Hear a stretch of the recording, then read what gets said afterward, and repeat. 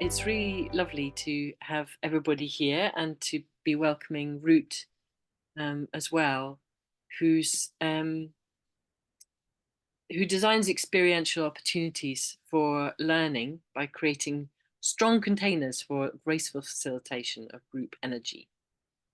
And he's co-led short courses on regenerative cultures and cultural mentoring, and is a trainer with Gaia Education on eco-social design.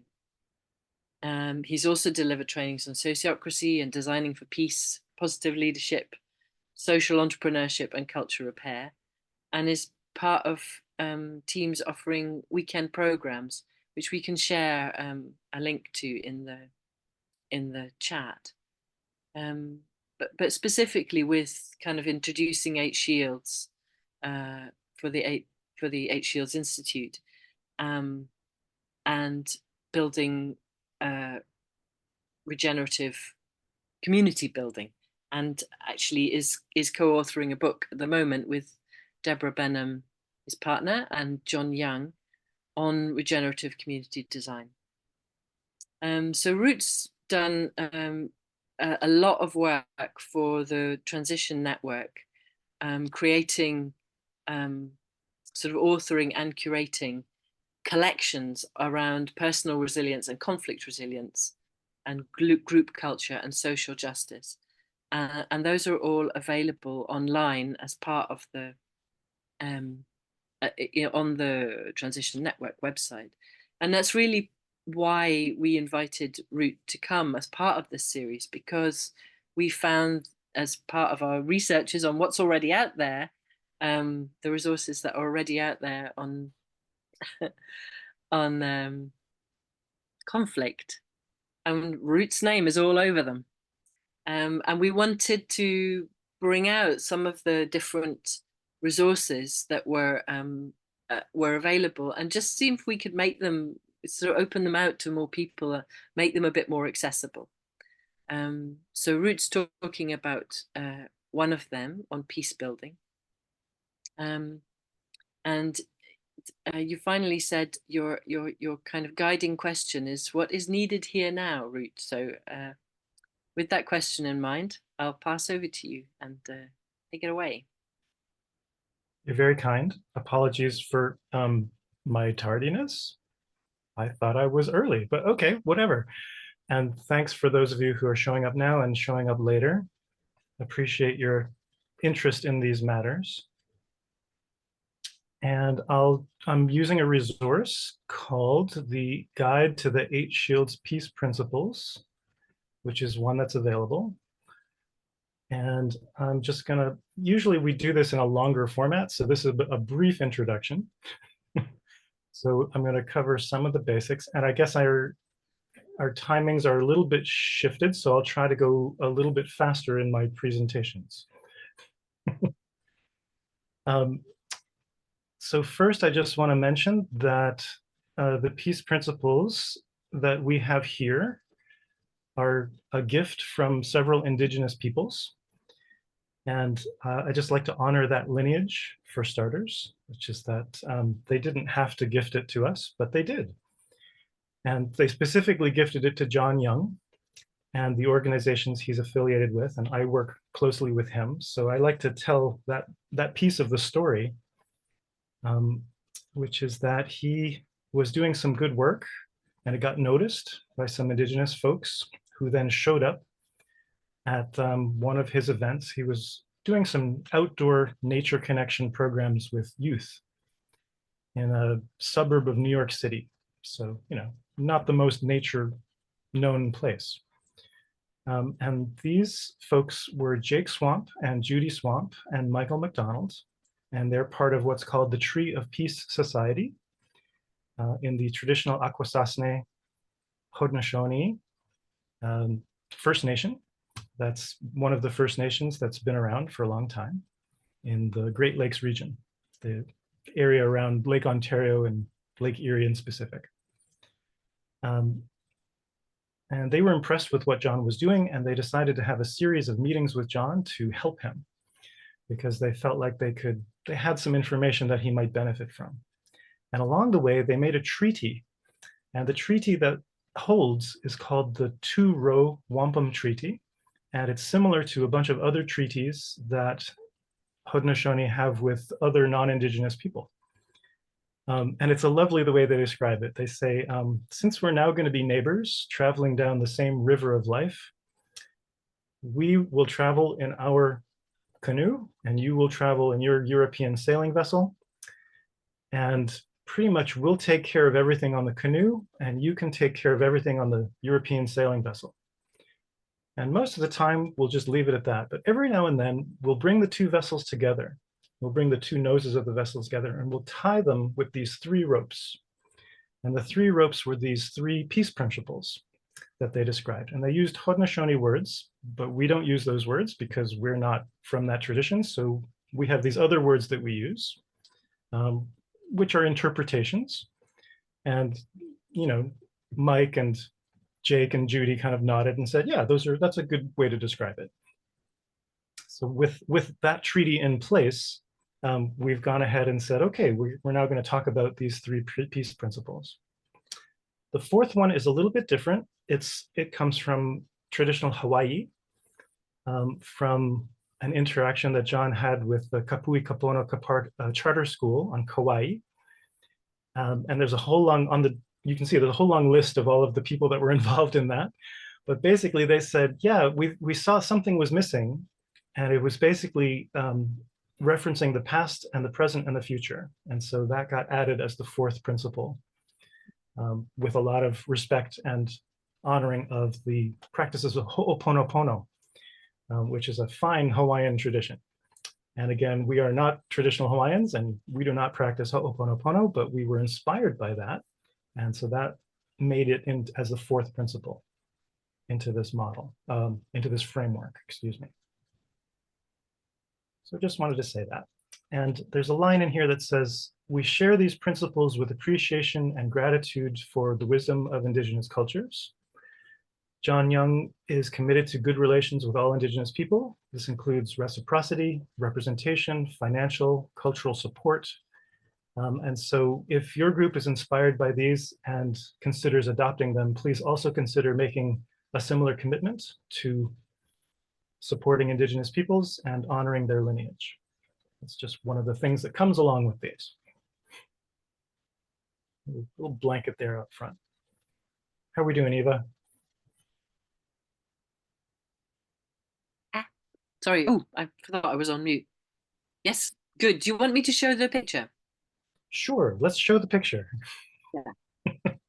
2 ticks. So we made this diagram and we have some permission from John to use it. And so this is, you know, when we do a longer presentation, we go into this in much more detail. But essentially, you'll see there's 8 directions. And what we're going to focus on mostly are these axes. So there's 4 axes. There's the east-west, the north-south, and the other 2. So these are basically the directions of the compass. It is not based on any one tradition. It's not linked to a medicine wheel, even though it kind of looks like one. These are just primary observations of nature, John likes to say. He started with mathematics, actually. It was all, you know, x-axis, y-axis, z-axis, and all that. Anyway, so yeah, let's take the picture away and I'll talk about one. Well, yeah, I'll do the next little bit here.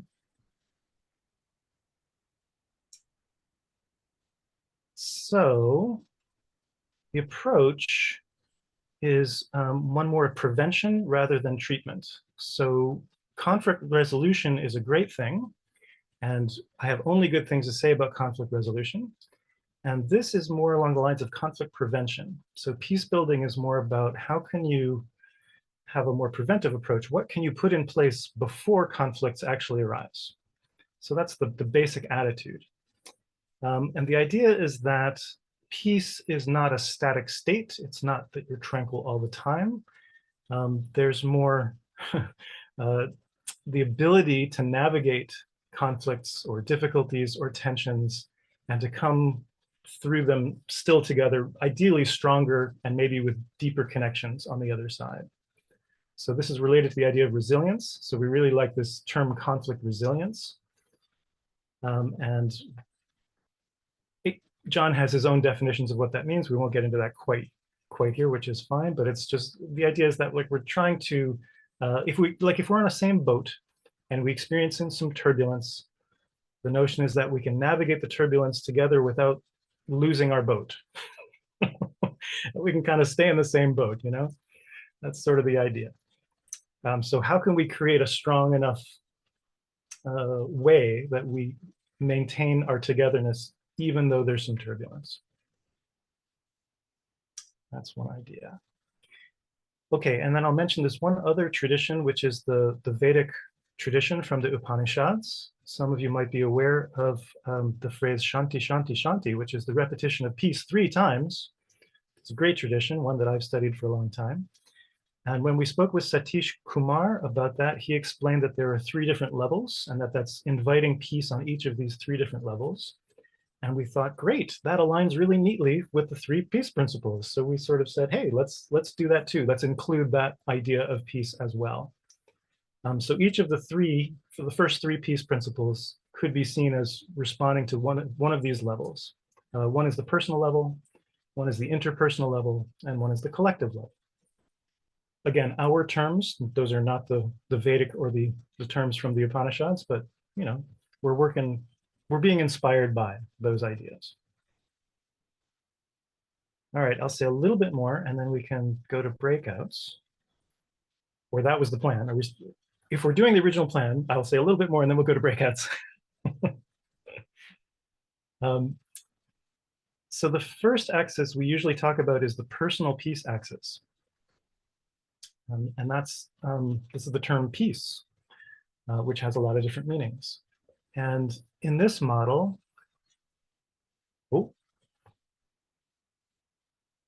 okay. Oh, thanks, Eva. Yeah, in this model, we're looking at that, the one that goes between the blue and the green. So that's the northeast, southwest in the northern hemisphere.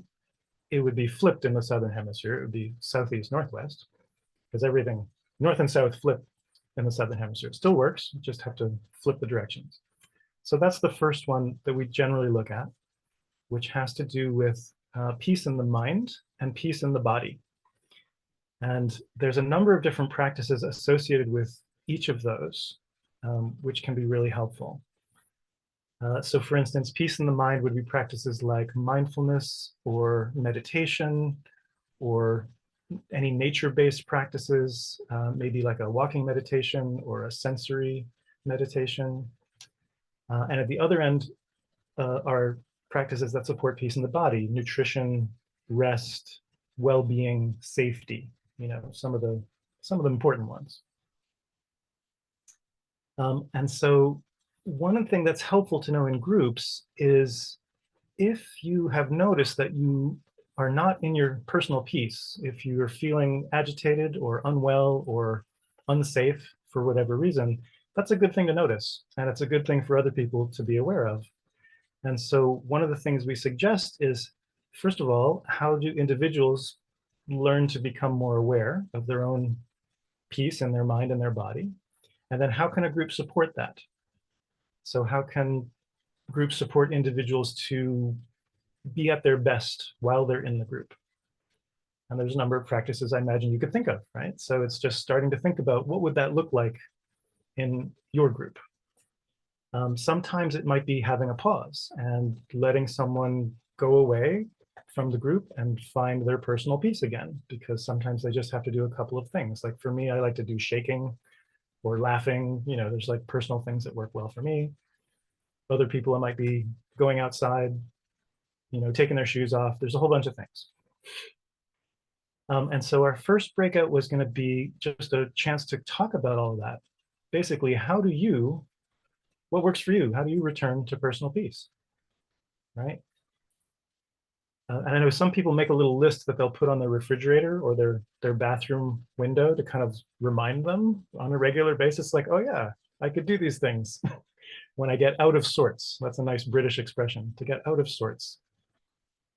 How do you come back into being in sorts? So that's the basic question. So now I'm going to look at the one that's going east-west. This is the gray and yellow. It's called the good message axis, and it has to do with communication and community building. So I call it the interpersonal one. And it asks certain questions. That's enough. Either we can, there's questions like, how do we communicate well? What supports good communication in a group? So on one end, that can be, how do we greet people well? How do we make people feel welcome in all of their wholeness and all of who they are? What kind of circle processes do we have? Do we have check-ins? How do we include people so they feel like they can be heard? And on the other end, it's more things like, how do we listen to people well? How do we appreciate people's contributions to the group? How do we see what people are bringing and support that to help people feel valued, like they want to continue contributing and belonging to the group? So all of these are practices that can help build a sense of well-being and peace in relationships, right? And so these can look into some really nitty-gritty things like what kinds of agreements do we have around communicating authentically or clearly or compassionately, you know? Groups can make agreements about this, or using I statements sometimes, or reflecting on one's own part in whatever has happened if there's a tension or conflict. There's a good example from the Ho'oponopono that we like to use called clean and clear. Like, can we go into a meeting feeling clean and clear with everyone? Making sure that communication is going to happen in a good way. Are there regular opportunities and times and places where we can check on that? And then similarly, appreciative feedback, I think, is also really helpful. So all different kinds of feedback. Constructive feedback is helpful too. We did a whole other session on feedback, but that would sit in this axis, be concerned about like, how are we giving people feedback in a good way, both constructive and appreciative. And then tensions. So this is something that transition groups that I've been connected with are often navigating tensions. Like, how does that happen? When there's a block in communication, how do we address that? Or what mechanisms or infrastructure helps to support that happening?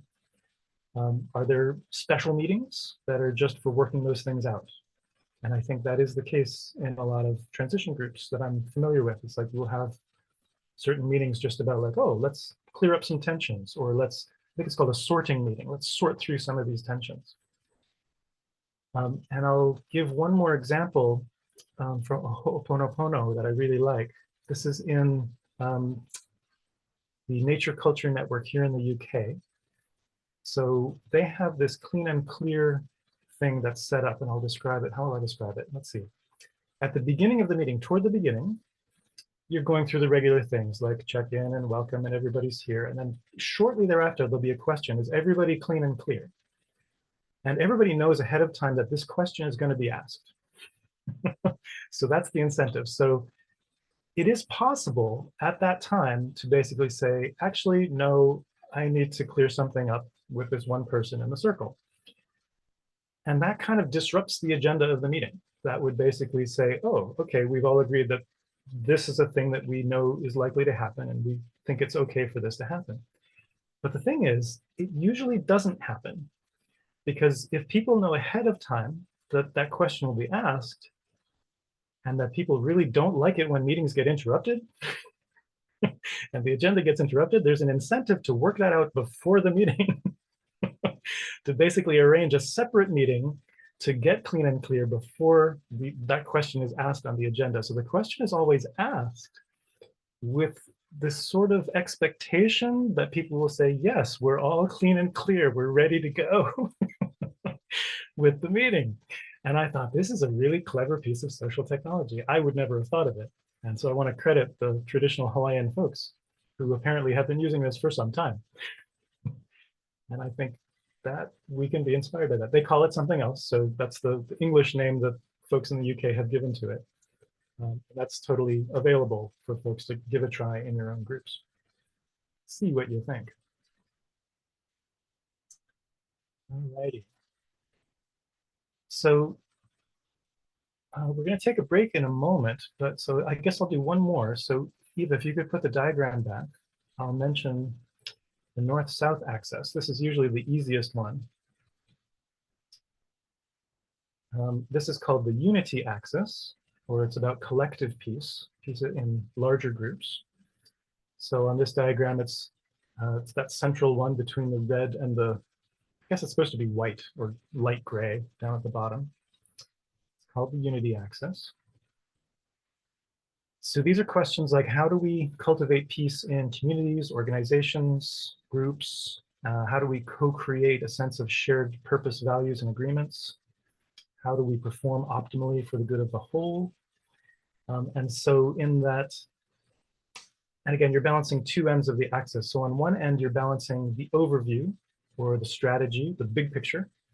And on the other end, you're balancing the details, the nitty-gritty, the focus. And those are often two things that groups have to balance quite often. So it's pretty easy for folks to understand this one. So your sense of strategy, direction, mission, vision, aims, all of that would be on one end.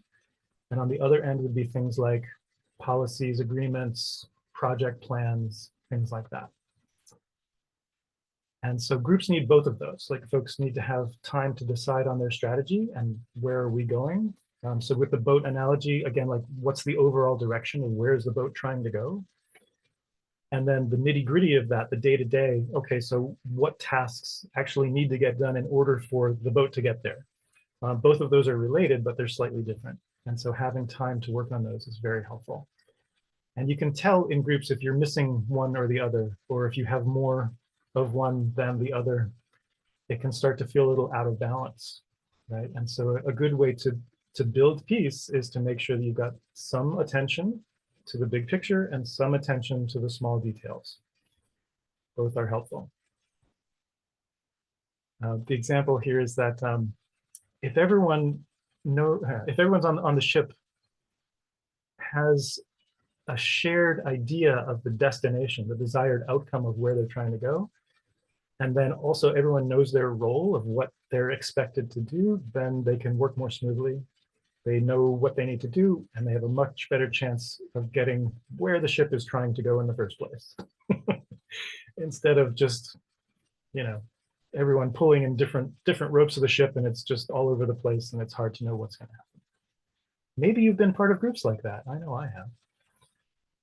Doesn't feel so good. Anyway, so we're close to the top of the hour. It's time to take a break. Maybe we can take a 4-minute break. And we'll try to squeeze in the rest of it after. That sounds great. So we come back about 2 minutes past. Just keep going. Okay, apologies, please. No worries. So, one other thing I wanted to mention here.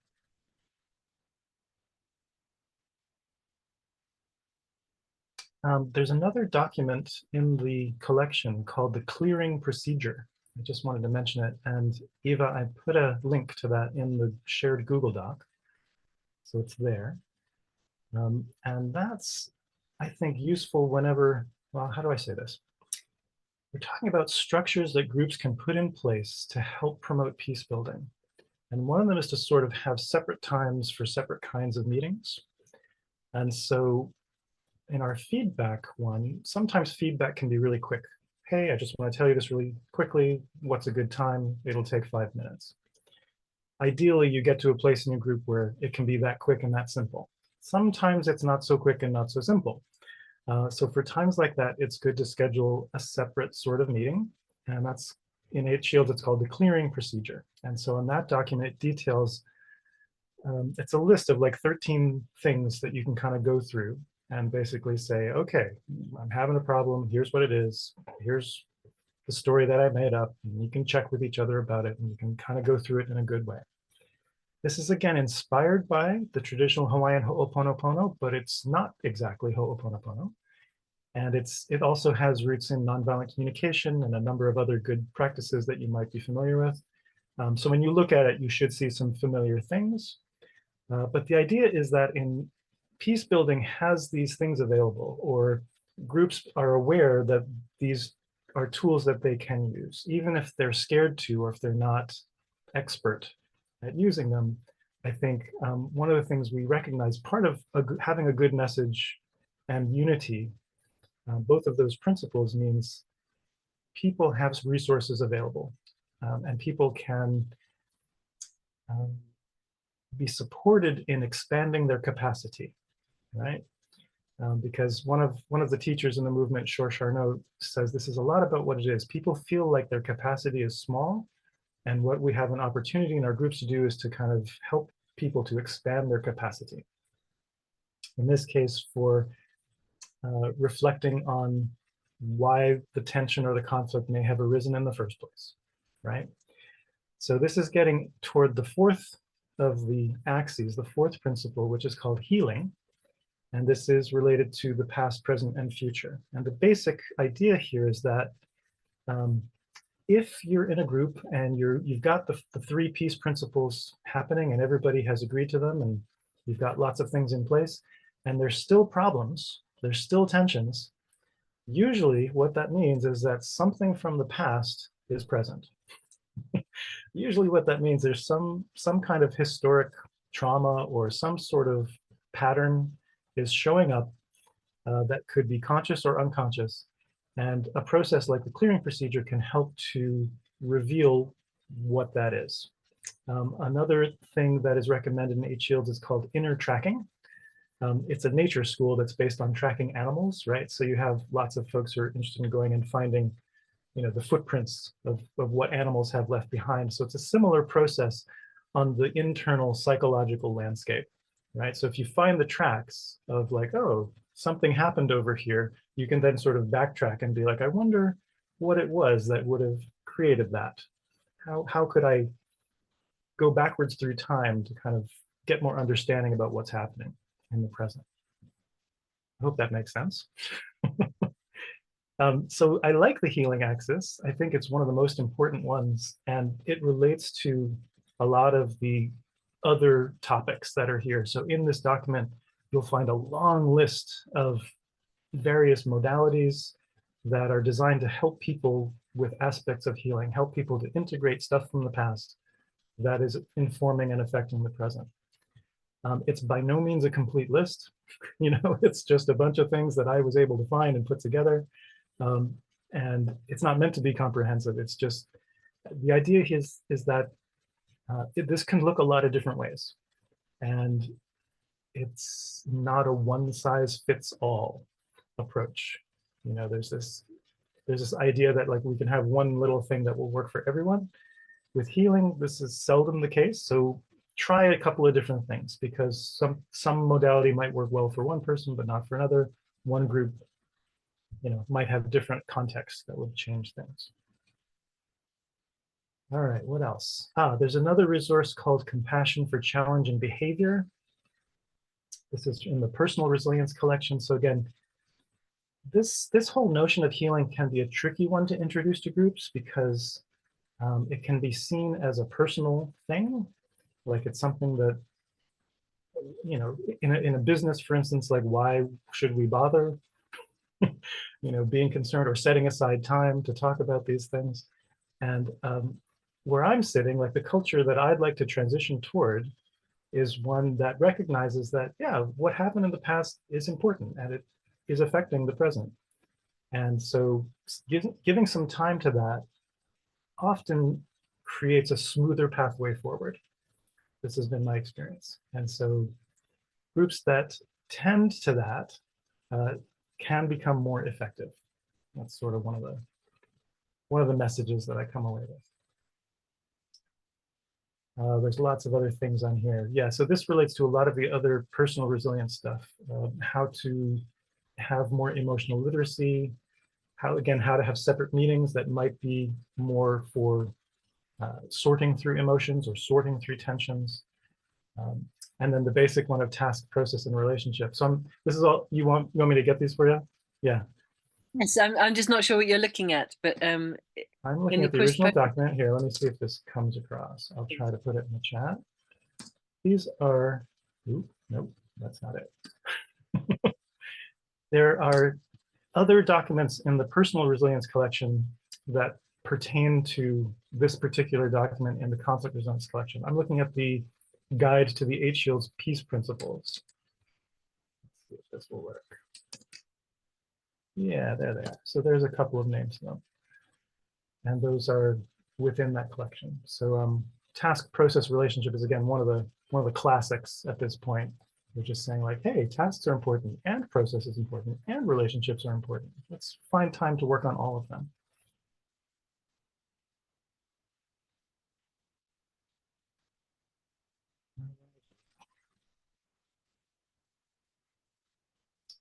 So the next breakout that's coming up is about introducing these to your group. And I guess I could tell a little bit of a story. You know, all groups are different. So they will prioritize different things and they'll have different preferences, shall we say? You know, so it can be good to sort of start with something that feels easy rather than starting with something that might be more difficult. So if talking about strategy and agreements seems like that's the easier way, sometimes I recommend starting with that principle, the principle of unity. And that might be one of the easy ways in.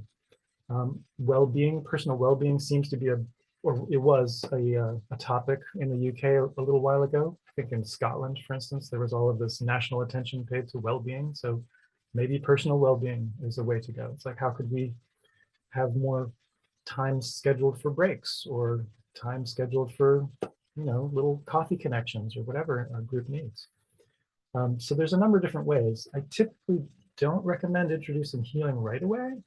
But if a group keeps having, you know, tensions and keeps having conflicts, it might be time to say like, you know what, maybe we need to spend some time, you know, thinking about what's happened in the past and helping people to get some greater resilience, some greater capacity about how to interact with those things.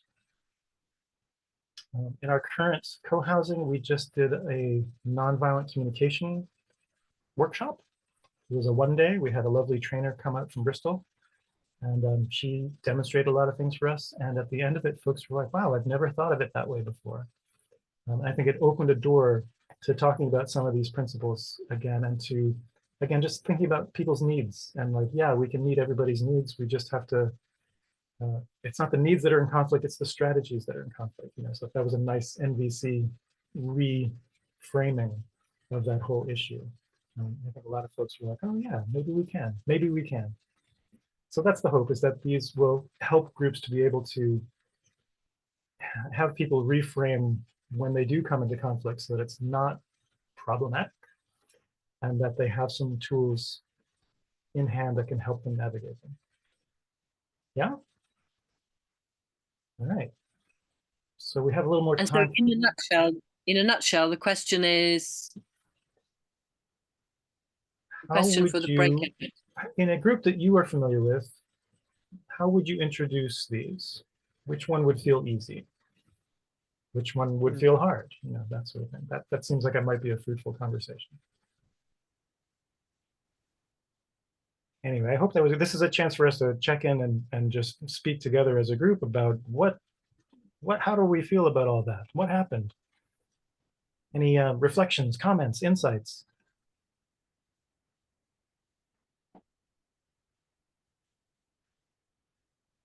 I think I may start with a comment and insight here, Ruth.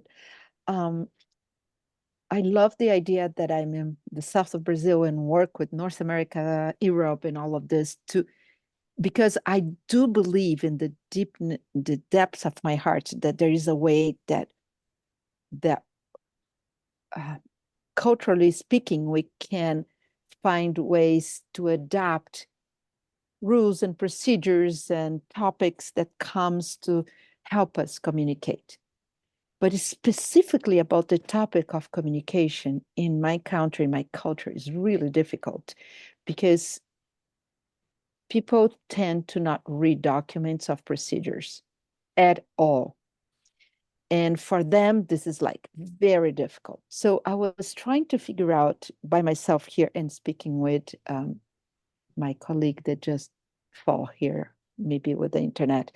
I was trying to figure out ways of translating a document that says, please take these procedures before you go to the meeting, and see how to adapt it, because all the topics are fantastic and they're great and they really work, but how to adapt in a way that is not only a document. Or anyway, we were reflecting the few minutes we had about this, and I was reflecting about the cultural aspect, and she was reflecting about what if there's a shift on the group and there's no way of bringing that kind of procedure anymore because their attention is not there anymore. So these are the two topics that came that I think it's interesting to see, because when we're talking about this, the culture of like, okay, do this, here is written down, read and go there and make it, which is pretty much North America culture.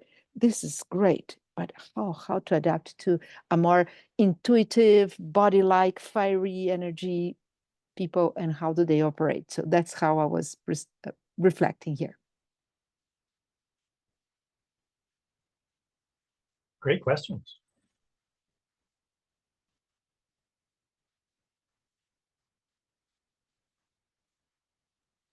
Yeah, I have a connected observation, which is to do with groups happening over time. So when you're setting up a group and you want to use sort of different processes, maybe like, you know, building some of these in, and then new people come in, it's, you know, this is all onboarding. It's not that it's not heard of. It's just that it's another point at which you need to work out, how are we going to explain these principles in a way that someone isn't just turning up into a room and people are doing weird stuff and they don't really understand, because it can be really off-putting if you've never been in one of these processes before, something, and everyone else is totally au fait with this thing and you don't know what the hell's happening. And I think it can be done really briefly. But yeah, for me, I guess my organization's getting more mature and we have a lot of well-established processes in it. So this is something that's in my mind anyway. But it's a similar issue, I think, to yours, Zaida. It's really just about how do we communicate this in a really easy, relaxed, simple, and accessible way to anyone who might show up or want to show up.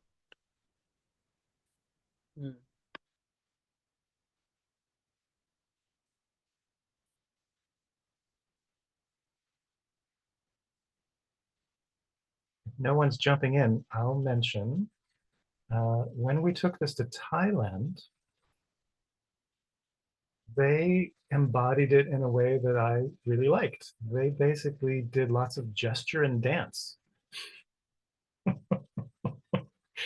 So I thought that was cool. And in particular, there's a lovely website called Dance Your PhD. Maybe you come across that. So like academics are also hiring professional dancers to try to communicate abstract topics. And I thought that was way better than a PowerPoint presentation. So it's doable, just a little creativity. Yeah, I like it very much, Ruth. And this part that you mentioned of including in the meetings, the question of, is everything clear and clean between us? I really believe that can change a lot the whole culture of the group.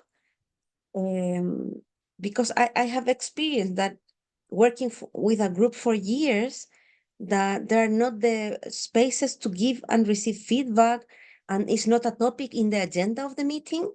And there are things that stay there for years unspoken. And finally, they're super heavy in the system. And it's a very big risk. And if we just invite, if you has something to clean or clear, connect with the person and speak before the ball of snow is super big, that we are kind of falling apart. Yeah, and I like this approach of preventing conflict with peace building, more than finally when we are having bad times, how to resolve this so much more energy and time and risk. So I really like that. Yeah, thank you for that. And I see Rakesh hand, so maybe we can go there. Yeah, thanks. Yeah, it really reminded me of the way that I do my sociocratic, well, the way I teach sociocracy and the way I put it into practice, where I have I recognize that when you have the main meeting where everyone is present, for me this is really precious. You know, when everyone in your group is together. And so this meeting needs to be it needs to be really beautiful. And you know, it needs to be a meeting where when people leave, they say, wow, I'm so glad I'm working with this group. And so if you end up having lots and lots of subjects where it starts to get heavy and, you know, you end up out of 10 people in the room, only 2 people actually having a conversation between themselves and everyone else is bored, I'm sorry, but this is really doesn't lend itself to a good meeting. Because half the time you're thinking, well, why am I even here? I'm not engaging in this. It's not important to me. It doesn't affect me. Why am I? So I basically break down the whole thing into different meetings, about 10 different styles of meeting, to make sure that all the discussions happen before the big meeting, so that when you're there, everything is clear. And one of those subjects is exactly as you say, Ruth, this idea of clearing any misunderstandings, any bad energy. So it's a kind of heart and soul type meeting where you can, you know, and what I find is quite often these conflicts, they don't necessarily need a resolution. They just need to be heard. And someone just needs to express something to get it off their chest. And then it's a huge release. So at least having a space where that can happen. And those who need to be present for that are the ones who are present for that. And anyone who doesn't need to be there doesn't need to go to that meeting. And, you know, regardless of what the meeting is, whether it's a clarification around a proposal, whether it's actually formulating a proposal, all of that for me happens before. So when you actually meet and have that precious time together as a group, it's just joyful and productive, because you just, you know, effectively you're just rubber stamping the consent, you know, because all the work has been done beforehand to test and check that the proposal is good enough for now, safe enough to try. So, you know, so you can really, really enjoy that meeting together. So yes, the way that you're presenting it really reminds me of that. So it just, you know, and I say this came out of my practice. And so it's nice to know that there's other people who have a very similar kind of flow, because yeah, for me, it's really important. Yeah, it's nice to hear others have also found that kind of flow to be worthwhile. So thanks. I had a question, Ruth, that was about the flower itself, and I will share my screen so I can show you what I mean. Okay. So when you've got this flower, and it's got all these things around the edge on their axes, and then it's got these ones in the middle. Mhm. And I was wondering what those were and why they aren't on the opposite side. They should be. It's basically, there's 3 of them. They just kind of go all the way along. It's just indicating when I have more time, we basically highlight each of the axes and say, here's this one. It's going between these 2. Okay, so that, because when you were talking about the macro and the micro, I liked that, and I thought that was what those words were about. Well, I do have other slides that have those words on either end of the axis, and that gets into more detail with the framework. Yeah. But yeah, so basically, on the side that has, like, in the north it would be strategy, and the south would be detail, and you would have those 2. They're opposites, sort of. And it's just like a way to understand it. Or peace in the mind is on one side, peace in the body is on the other side. It's just a way to understand, like, all right, there's these polarities, and when we have both of them is when we feel our best. Right. Oh, that's really helpful.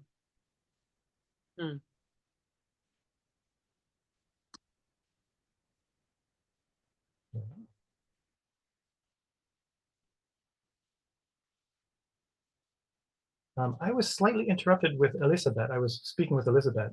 I'll complete that thought. Elizabeth was saying, didn't have a group. I said, well, do you have a partner? And yes was the answer. And I said, okay, well, even a partnership is a group. So these even apply. You can have different kinds of meetings with just one person.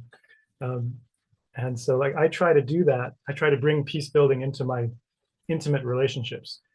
So with my primary partner, with my wife, the woman who I share my life with the most, that seems to be the easiest. More difficult with my family of origin. So I've never heard any easy stories about people trying to do this with their families of origin, but I'm sure they're out there. And every now and then people surprise you. So again, like it's an interesting question, like how would I introduce this to my mom? Or, you know, my cousins or my uncle or whoever. And it feels like that's a riskier ask because the stakes are usually higher, because these are people who I'm going to be connected to for a long time. And, you know, sometimes the tension in a family can last a long time. This is true in my family anyway. So one little thing is just to have regular rhythms. So once a month, I try to have a relationship check-in with my partner. And often what that looks like is bringing some tensions and just being like, yeah, things were good, except when, you know, this and this happened and I felt this and that. So like, she likens it to cleaning up the dishes in the kitchen. There's a couple different strategies. Some people like to let all the dishes build up and then wash them all in one go. And some people like to wash them a little bit every day. So it'll depend on your relationship, like how much dishwashing you do and what your pattern is. But the idea is that the dishes are always going to get dirty. They're always going to need cleaning. So you better come up with some way to deal with it. That's the idea of peace building.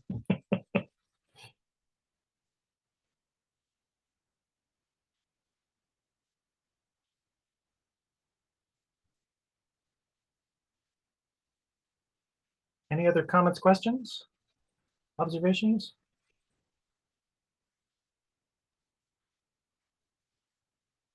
I believe also that the cultural differences can relate so different to this that we're speaking. For example, the proxemica, in English, proxemics would be like the distance between the bodies, or something that happened actually last week here in Scotland. In Chile, when we say hello, we kiss one side. When you're in Spain, you kiss two sides. And here when you say hello, you're introduced to someone, you just stand in front and say hello and somehow smile. And this is for me strange. And I respect the difference. Hi, sorry, Sarah left. Yeah. So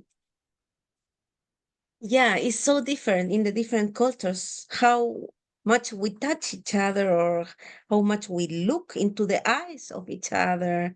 There's the volume of the voice, all these many, many little things that can make a big difference. Yeah. Mhm. Elizabeth. No, I was just it came now to my mind that in this meeting we are also speaking about resilience, no? Because until now I just thought we did not use this word so much. So it would be also nice to speak about this. I don't know. It was just came into my mind. Because this was the word that catched me. Yes. Sure. It's toward the beginning of things, but yeah, I can come back to that. I just want to circle back to what Anaï was saying about cultural differences. Again, when we were in East Asia, there's a cultural pattern of not looking directly in the eyes, and that you show respect by casting your eyes down. And if you do have direct eye contact, that's considered offensive or rude or disrespectful, particularly with someone who is older than you. So this is something I had to learn when I was traveling there, because where I come from, if you look someone directly in the eyes, that's how I would welcome someone and let them know that, yeah, exactly, I I can see them and I want them to be there and I'm trying to embrace them and welcome them. So that first impression, the thing that happens when you're welcoming people, can look really different. And so when we say to folks like, yeah, welcome people well, but also be aware of the cultural context of what that's like. Because we want people to feel welcome, but not uncomfortable. So it sounds like in Chile and in Brazil, this would look quite different. Yeah. So yeah, I think peace in this case, resilience is a good synonym for the word peace. When we're trying to build peace, we're also trying to build resilience. We're trying to build the ability to have a disturbance and then kind of come back. So this is my basic understanding of resilience. So to have tensions, let's say, arise, and then to have ways that those tensions don't disrupt the entire relationship or the entire group. And so building peace also means building resilience. So it's finding ways, in this case, groups primarily is what I'm focused on, but also relationships can have some patterns, like Rakesh was talking about, different kinds of meetings that will enable folks to work through some emotions. It's usually what it is. It's like finding some time for the emotions, space for the emotions. Also comment on what Rakesh said, that I love this notion of the meeting before the meeting and having multiple meetings before the meeting, super brilliant. And I think that's why successful meetings are successful. It's that there's usually a bunch of meetings that happen beforehand. I think that's true here. And we have sociocracy in the co-housing as well. And I'm starting to understand, like, that's what often I need to do. I need to go talk to certain people before the meeting so that at the meeting, things go smoothly.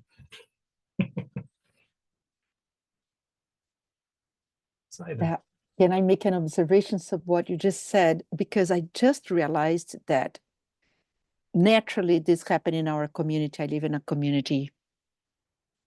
It is a community not so much into the idea of sociocracy because we have some leading mentors, but it's like the leadership and the sociocracy runs kind of together sometimes.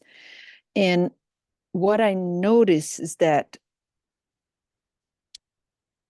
the idea of meetings before meetings, it can be really well done if the intention is really clean, but it can also be a way of trapping into, I'm going to make this happen this way in that meeting, so I need to talk to this person, talk to this person. Yeah. So there was a time that we decided not to do that because it felt like was worst. It felt like there was too much manipulation. So as everything in life, everything can go into the dark side or the light side. But the idea is, I'd love to hear from Rakesh or from you, it's like, what really guides us to do this in a way that doesn't feel like what we're doing is to trying to manipulate the big last meeting, okay? Either now or later. That's a nice fine tuning. Rakesh, what do you got? So in my system, there's real clarity as to what each meeting is for. And whoever feels like they want to be at that meeting, feels it's necessary for them to be at the meeting, are the ones who show up. No one is ever forced to go to a meeting. Question, does everybody know about all the meetings? Yes, yeah. Every single meeting is announced and to everyone. So you have transparency. 100%. Okay. Absolutely essential. Absolutely essential. There's no secret meetings between 2-3 people. Never. There we go. Yeah, it's all done very, very clearly. Everyone knows, hey, I'm about to make a proposal on such and such thing. I've consulted you all already. Here is my proposal. I would really like some feedback on it. And I'm having a meeting on Tuesday. Anyone who wants to come for me to explain the idea. If you don't understand it, you want to get a better understanding of it, come to this meeting. If you understand it, you're okay with it, you don't need to come to the meeting. Simple as that. I think that transparency is very helpful. Because again, this is the stuff from the past. People have bad experiences of being left out or being excluded for whatever reason. And so I would say it's essential, yeah, not just it's essential. yeah. So there's this fear that if there is no transparency, then something bad will happen, right? And that could look lots of different ways. I think that's really common in a lot of westernized societies. I'm not so sure about the Eastern ones. That would be an interesting cultural question. And yeah, so here, the way we did it is it's often because someone can't come to whatever the meeting is. So recently, I decided I would have a meeting with one person before the meeting just because she couldn't attend. And I let everybody know that. I was like, oh, so-and-so can't come. I'll meet with her separately and I'll bring her contributions to the meeting with me. And so I was trusted to do that. But again, you have to have trust in order for that to work. And so again, peace building is this laying this foundation of trust. How do you arrive at that level of trust that that's okay? Again, this is part of resilience, Elizabeth. Because if you can have that foundation of trust, then that becomes your baseline. That's what's assumed to be normal. And so if something's not like that, there's an assumption like, oh, something's wrong. It must be because so-and-so is having a hard time. Or, you know, they didn't follow through. I wonder why, rather than, oh, I think, you know, she's plotting against me. Oh, the things people do. Eva. Yeah. So much of this has got to do with kind of understanding ourselves, and what our triggers are, and like with the kind of body piece, mind piece, kind of noticing when we're becoming uncomfortable. And for a long time in my life, and I still do this because it's a big habit, but I understand it better now. I would put my discomfort outside. So I would think, yeah, all these people think I'm an idiot normally when I was talking in groups.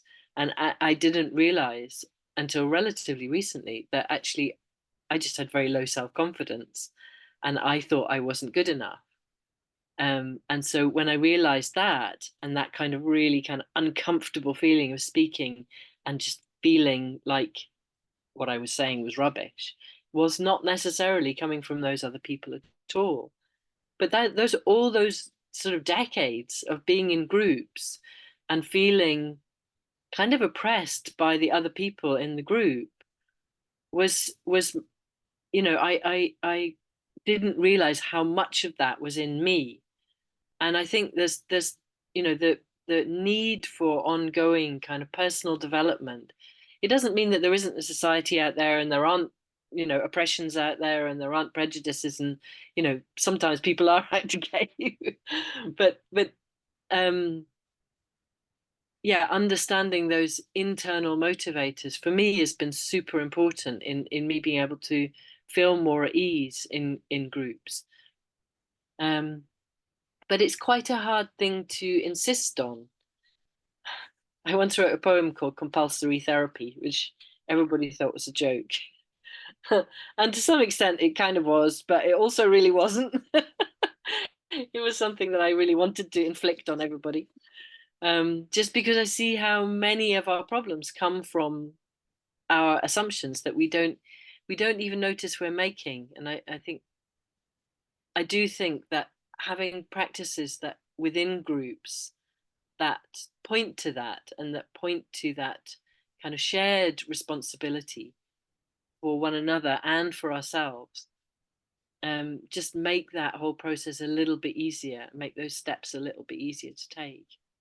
So yeah, I've really appreciated this. It feels like a, you know, a quite a sort of straightforward and elegant way of putting these different things together.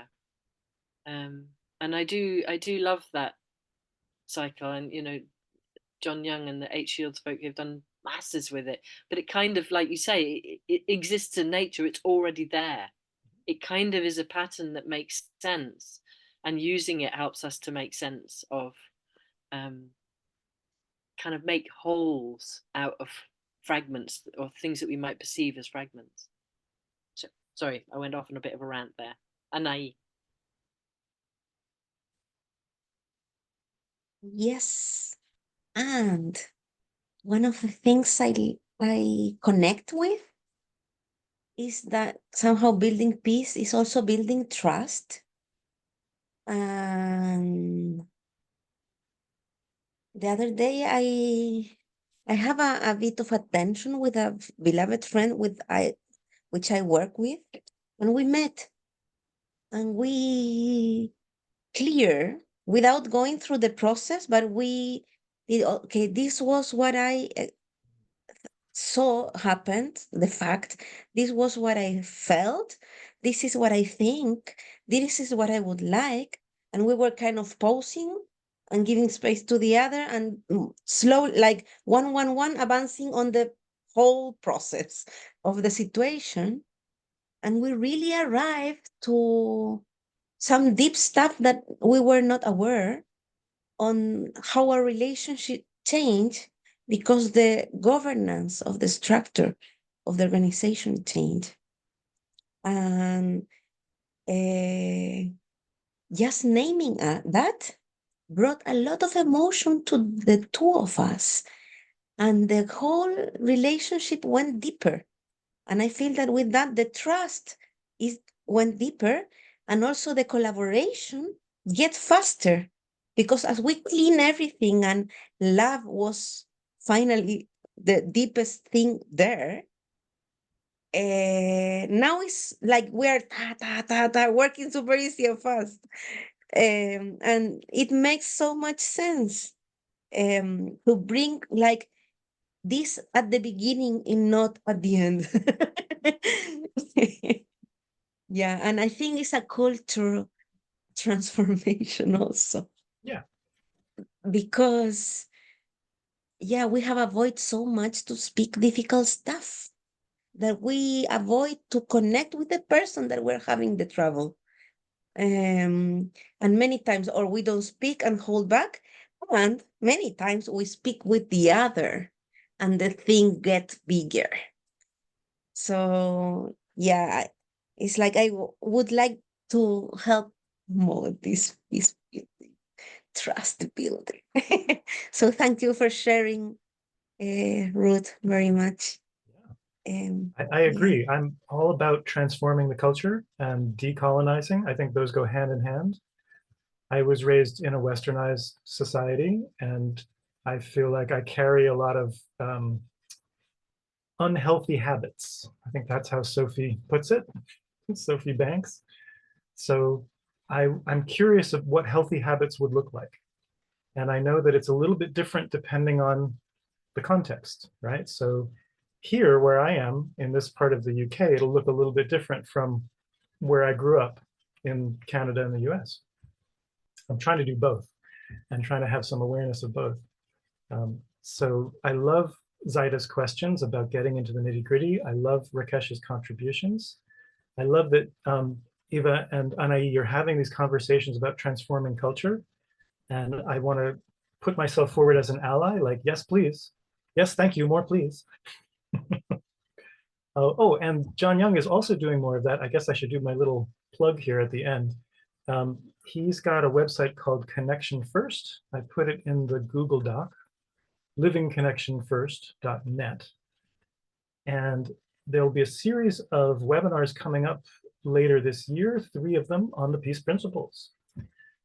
So look to that website if you want more. We're going to go into more depth on these because there is a bunch more, particularly on agreements. We didn't talk about that so much, but I think that's what you were sort of hinting at.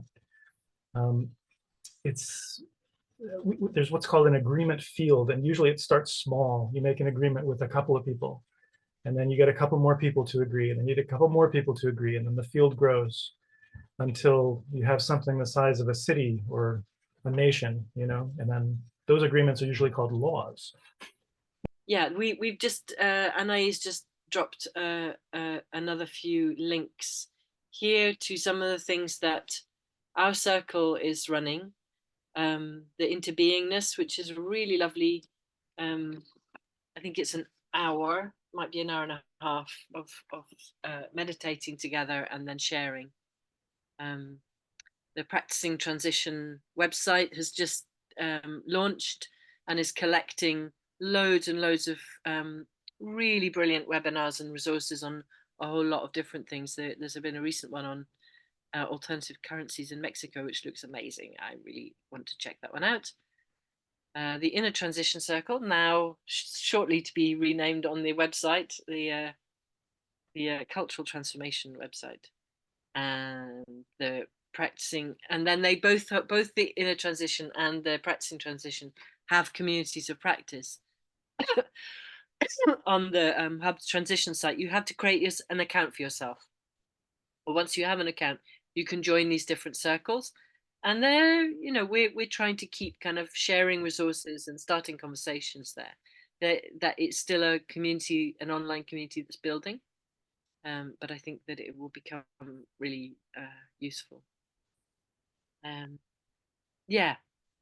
So for example, Saida, feel free to take the document and the diagram and turn it into a dance. That'd be fine. Yes, so good. I just wanted to use 30 seconds here to say how much I appreciate this gathering, your presence, Ruth. And I came because I saw, I was present in another gathering that we had with you, and I so much felt that so much has helped me. And I also want to honor the work that has been done with Inner Transition, cultural circles of transformation now, because I've been having this experience I shared in one of our meetings.